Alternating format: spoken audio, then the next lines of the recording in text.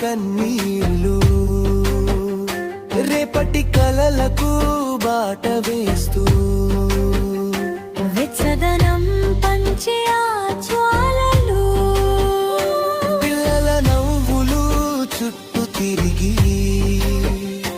ఆకాశాన్ని తాకే ఆనందంగా చెక్కలు చిటపటలాడే శబ్దంలో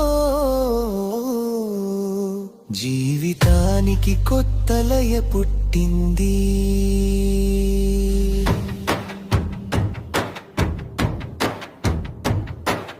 ఇల్లంతా మొక్కుల